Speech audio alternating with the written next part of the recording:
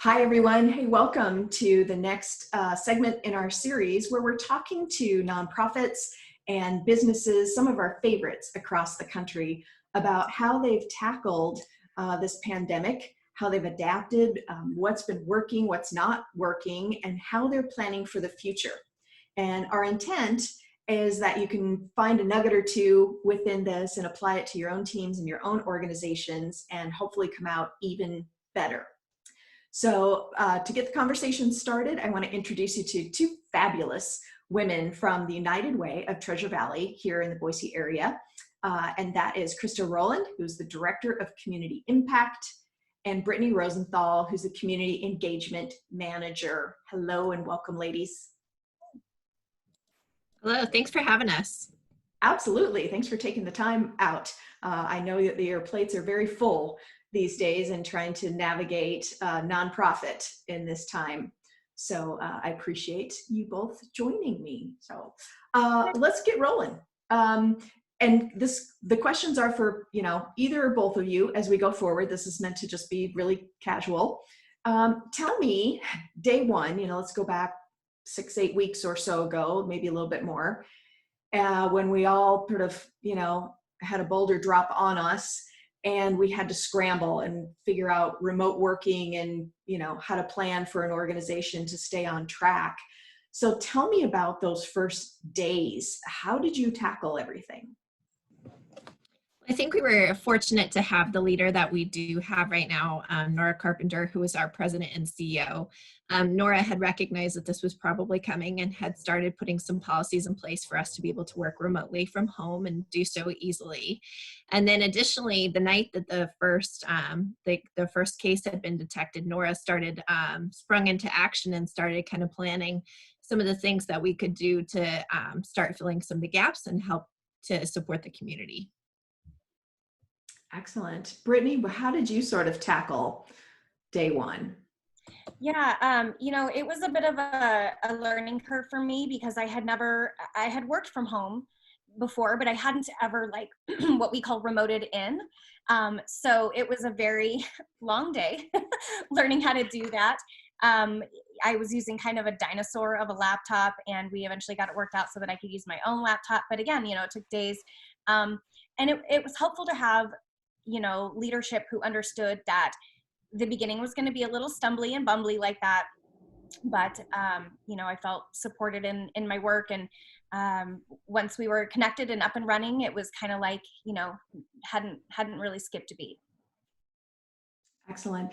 Krista, what were some of those priority items that the organization faced outside of getting people to work remotely? What were your biggest concerns as an organization? I think just making sure that, everyone was safe and healthy and had what they needed to feel like they could be successful and continue contributing at home. Those were some of the first things that occurred. So I think the safety probably was at the forefront, and just thinking about how we could ensure that folks had the flexibility to work from home and to do so safely. And so that kind of took precedence, I think, over everything else. Additionally, just in the work that we do, we view the community as part of our team as well. So it was also about making sure that our community partners, the nonprofit partners that we work with, the community in general that we serve, that everyone was, getting access to the resources that they needed to be successful. And that helped us kind of prioritize our work, to actually respond during the COVID pandemic. Our team talks a lot about staying resilient, and what does resilience mean over the past month? Because as humans, we were asked to do a lot, right? The flexibility fatigue now has sort of crept in to a lot of teams. And what did you guys find over the last, month and a half or so were some of your best ways for staying resilient during this, either personally or just as an organization? I think in general, the work that we do helped me to stay resilient because there was so much negative news coming out at first. It was difficult not to just feel pretty depressed about everything and feel a little overwhelmed by everything that was happening. But I think the way that United Way of Treasure Valley sprung into action just made me feel like we were able to do something about it. Whereas before I was feeling a little bit hopeless, and I think a lot of people experienced that during this crisis. it made me feel like we had something that we could contribute. We could help make a difference during this time. Yeah, I would absolutely agree with that answer. In the beginning, those first several days, our lives really revolved around COVID-19. It was kind of like we were eating, breathing, sleeping, every waking moment. And it helped to have, Nora reminding us that there were things outside of that. We had our families, and there was fresh air to be had, and there were breaks to be taken. And, she encouraged us to take care of ourselves, and that it was okay to step away from the work. And that was really helpful to know that we had leadership who gave us that permission to step away. I agree. I think that's one of the best things, most effective things that leaders can do for their teams, is to give them a little bit of a grace card, and to encourage them to get up and take breaks. And I've seen some really fun ways of doing that, stretching competitions together and push-up challenges, and all kinds of things to get people moving and out of these chairs. I thought that I sat a lot before. Now I really sit a lot in a minimal space. So it's been a challenge. I agree, to kind of take those breaks and find some creative ways. What are some of the creative things that you guys have done to keep your team engaged and inject maybe a little humor and brevity into things? So Nora has had us doing themed meetings. So the first theme we did was Formal Friday. Totally brought my A game, wore my wedding dress, won. There was a bottle of hand sanitizer on the line. I was like, I need that. That was your prize, was a bottle of hand sanitizer? Sanitizer and a bottle of mustard, which we were running really low on, and so I also needed that. So it worked out really well in my favor. We also did a tropical theme. We did an 80s flashback theme. Krista smoked our sports theme. She wore a full-on Bronco head to the meeting, and she changed her background on our Zoom meeting to, I think, like Boise State. Did you have the field in the background, the blue field? Yeah. Was that what you had? Anyway, I did. That. So that's been fun to see people's creative, silly, funny sides. And it's funny the way that it happens, because it's like all of a sudden they just pop up into the meeting, and it's like they're just in your face with their costume, and it's funny. It's good. It's good. That's fun. And I can understand absolutely you having a wedding dress at hand, but a full-on Bronco head at hand, that's impressive. Yeah. Just keep it around the house. Just laying around for use at any point. Absolutely. Fun. So, and then as you're finding out, as we've gone through these, quite a few weeks together to keep, like I said, the organization on the tracks and rolling forward, are there things that you guys have found that have worked really well to do that, and vice versa? Maybe what did you think didn't work? You're like, wow, that blew up and was not that effective. I think some of the digital tools, I think that's kind of an obvious one, but obviously the Zoom meetings, we use Microsoft Teams a lot and use the chat function of that. That's been really nice because it allows us to kind of still connect in real time as if we were having conversations in the office almost. So that's been really nice as well. And I think just constant communication. We've remembered that in our office, it's a really collaborative culture always. And so, for some of us, working from home has been a big shift in that. It's been a little bit challenging to be more siloed and more isolated. So continuing to make sure that there's a lot of constant contact with each other has been really important, I think, not only to our workflow and productivity, but also to our well-being as employees.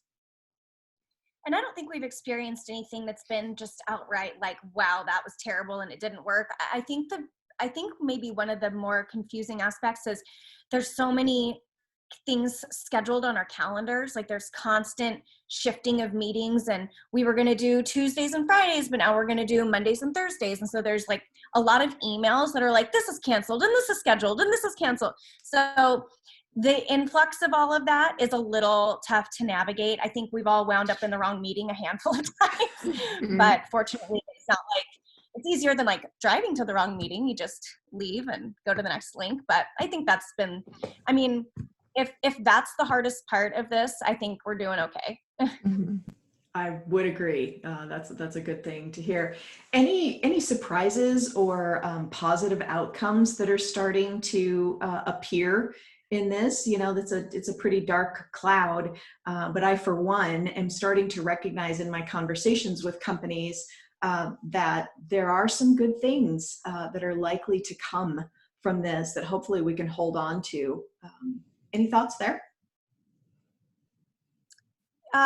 Yeah, I'll start this, but I think Krista can probably take us on a deeper dive. Not only do I think we discovered how effectively and efficiently we work offsite, we never had an opportunity to discover that before. But I think we really discovered how well positioned United Way is for this kind of work. Like we were built to do this. And it's so apparent now, and we didn't realize, but now we know. And I think Krista can probably take us on a deeper dive, like I said, with that. Yeah, I think United Way is a really unique organization in that we set at this precipice of sort of businesses that we work with, the community that we serve, nonprofit service providers, government, schools. We pretty much work with everyone in the community.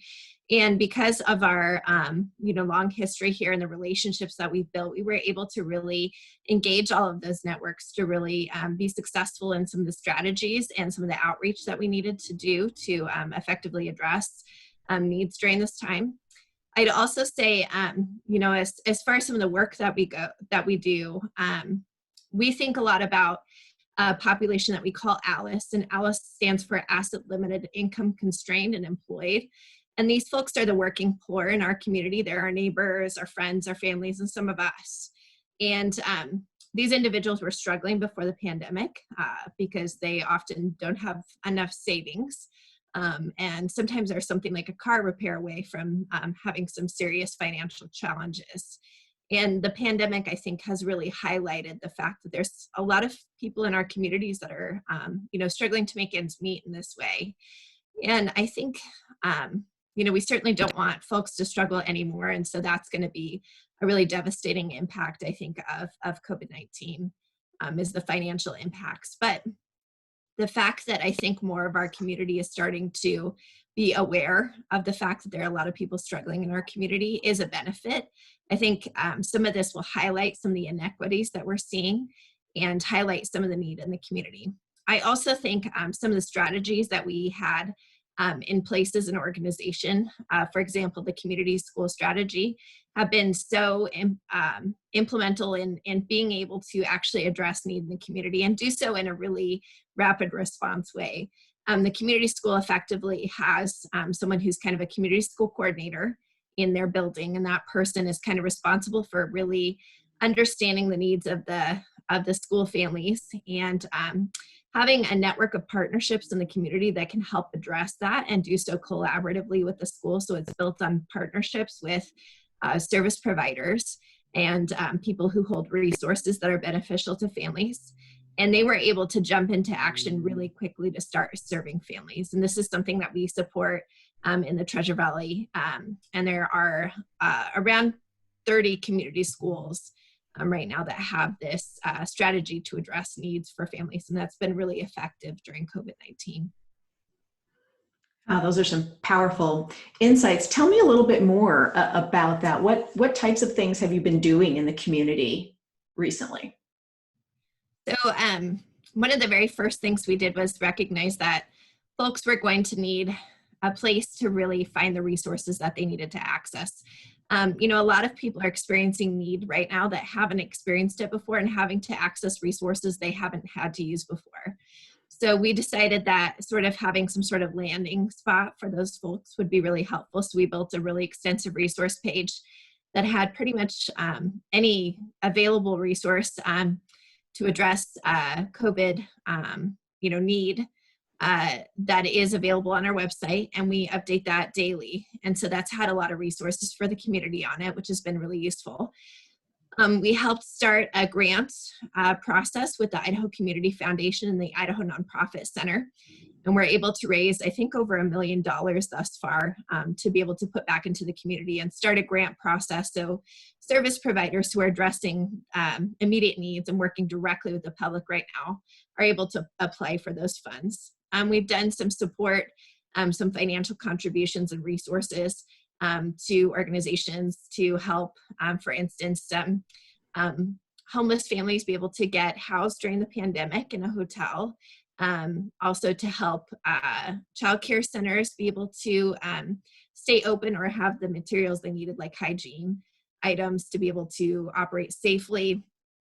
Offer grants to schools, provide schools with basic needs resources like pantry items and hygiene items and various things like that. We coordinated a PPE drive. PPE is personal protective equipment. And so those are things like masks or gloves or hospital gowns and things like that, that folks in the community who are frontline essential workers right now and working with folks who may be sick really need those resources. And sometimes they're not getting them as quickly as they need. So we were able to organize a drive where we asked for donations from the community of people who might have those resources in hand. And then we're able to help the Central District Health and Southwest District Health Department connect those resources back out to folks that need them. We've been on a number of calls to response teams at the state, the county, the city level to try and help figure out how to really coordinate resources and make sure that folks are being best served during this time. We provided some resources to make sure that folks in the community have resources from the food banks. So the list goes on. And, you know, so much of our work too, I need to attribute that to the donors that we have. We have such amazing, incredible donors who are willing to step up during this time and make sure that we had the resources to be able to invest in these important programs and to be able to help start that important grant process, the statewide COVID fund. So we're very fortunate to have all the amazing partners we have because it allowed us to be able to engage quickly and start working. And something to be said about some of those donations that we received really early on, they were completely unsolicited. We didn't ask for them. We have partnerships and relationships in the Valley that are, you know, very meaningful and deep, and they've been in place for a long time. And so it was really cool to see some of those bigger entities just know who to go to. And they knew if they wanted to invest their resources into the community, United Way was the way to do it. So we were really, really lucky in that regard. Mm-hmm. Those are truly some impactful things that have happened in the last 6 weeks or so. So, gosh, kudos to you guys. That's phenomenal. That's a lot of work to cover. You guys have covered some major ground there. Well, with that. I think so much of the credit has to, again, go back to the community and the fact that folks were willing to step up and donate. And that so many of our partners, in the community were already addressing needs, and we were able to jump on board and help support what they were doing to make it more impactful. So we're just fortunate to sit where we sit and have the amazing community we have. Yeah, and that resource page is also available in Spanish. We have a bilingual staff member, and he was able to take all those resources and turn them out into a Spanish page as well. So it really is about bringing that expertise and sometimes even the unknown skills and letting people just fly with creating those things. And you're right, not to mention all the donors, all the volunteers. It's quite an ecosystem that makes the nonprofit world go round. So excellent. How are you guys looking at your planning going forward? In the work that my company does with teams right now, with organizations, what was once a 1, 3, 5 year strategic plan and culture work has now turned into, kind of a battle plan of 30, 60, 90 days. Barely, anyone's even planning out for the full rest of the year yet. There's just so much uncertainty, so many unknowns yet. How are you guys looking forward? I think one of the things we've done is just financially prepare. Obviously, as a nonprofit organization, we rely on donors in the community, and luckily we have some amazingly generous donors in the community. We also are a very fiscally responsible organization that had prepared, in advance in case of emergencies. And so I think that's been really positive, and we've already started to kind of plan out ahead for how this could fiscally impact our organization. Additionally, we've talked a lot about recently about how our office will get back to work. So that's been a big planning process as well, to figure out exactly when we'll come back, and what the flexibility policies will be around folks who maybe don't feel comfortable coming back at this time, because as we mentioned, we work for a flexible workplace that does certainly take those things into account, and will be flexible with us as employees as a result. But I think strategically also, this comes at an interesting time for us because we're about to release a lot of data that we're collecting for the community. So we are about to release our ALICE report. As I mentioned before, those are the asset limited, income constrained, and employed individuals in our community and families. And that report comes out every 2 years and is able to provide sort of a perspective on how many folks in the area are struggling financially. We're also about to release our community assessment, which is something that we do every 3 years, and that's an extensive process to gather community data. And that community assessment both helps us to highlight needs in the community and also helps us plan strategically. So what we've been able to do at this time is pivot to make sure that that community assessment also reflects some of the COVID needs and some of the needs that the community is going to face after the COVID pandemic, and really highlight some of that stuff. And then we're about to go through a strategic planning process ourselves as an organization. So this will provide us with an opportunity to really develop some strategies to help address some of the economic impacts we know are going to come from COVID-19 in near time. So we'll be able to do this shortly and kind of have some good strategies moving forward. And I think it also highlights for us those areas of systems change that we've been able to accomplish as an organization. Like the strategies I mentioned before, that we know have really served families during this time, and will continue to serve families as we continue to face mountains of, where we may face a lot more need with COVID, and then it may kind of level off. We know that those strategies work. And so that'll allow us to make sure as an organization, we're really pivoting and really focusing on those strategies that can continue addressing real-time need. Excellent, excellent. Let's just finish up. I'm going to turn it over to both of you guys. Any advice for teens and maybe working parents out there, and how can the community best help? Now, all of us here, are always wondering, what can we do? What's going on out there? What's your greatest need? So I'll just let you guys take the final word. I think as far as what the community can do, a donation to United Way is really an investment in our community. And we know that it takes a community to lift kids and families out of a time like this. One-time gifts are amazing. Gifts that recur monthly are even better. You can do that at any time. You don't have to wait for a special enrollment period. You don't have to wait for your company to participate in a campaign. You can do that at any time. If you work for a company who may want to join us in a workplace campaign where we can share with you more information about what United Way is and what exactly we do and how we do it, we would be more than welcome or more than happy to facilitate a Zoom meeting if that's what we need to do, or maybe a proper social distance in-person meeting, whatever that organization is most comfortable with. But we are more than happy to provide the information for your organization to join us in that. Most people are donating through payroll deduction. And in fact, 100% of our office contributes to our own cause by payroll deduction. We feel like, hey, if we're going to be asking people to do this, we got to be putting some money where our mouths are. So we do. So that's really the best way to support our work, support our community, is by making a gift to United Way of Treasure Valley.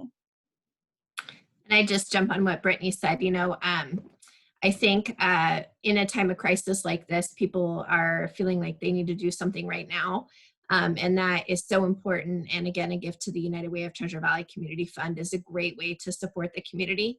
I think moving forward, though, too, we all need to remember as a community that the impacts and effects of COVID are going to be lasting. It's not just, you know, during this few months of the peak of this pandemic that we're going to see need. This is going to impact us for months to come, potentially even a couple years to come. So it's going to be important that that the nonprofit sector is supported during this time, and that we have the resources to really be able to act on behalf of people who have needs in the community and need this support. So again, a contribution to the community fund is a great way to do that. I would also say, just as organizations, you heard Brittany and I both mention how appreciative we are of the flexibility of our offices. That will continue to be important moving forward, because we know most schools are going to remain closed, and a lot of childcare centers may as well. And so there'll be a lot of working parents still at home, or a lot of kids of working parents still at home. And that means that working parents are going to need some flexibility to be able to respond to that and to balance both work and their home lives. So flexibility, I think, continues to be important. And then as a community, just, you know, continuing to look out for each other and unite as a community to know that, you know, we're better together, and we can solve more of these issues when we unite our efforts and unite our hearts and hands to be able to serve the community better. So well said. I don't think that I can add anything better to that. You know, I would agree. United Way is such a crucial and an integral part of the community, you know, across the country, definitely here in the Treasure Valley. So thank you to both of you for carving out the time. It's truly a privilege to be able to spend a little bit of that with you. So I appreciate it. Yeah, Well, thank you. thank you. Mm.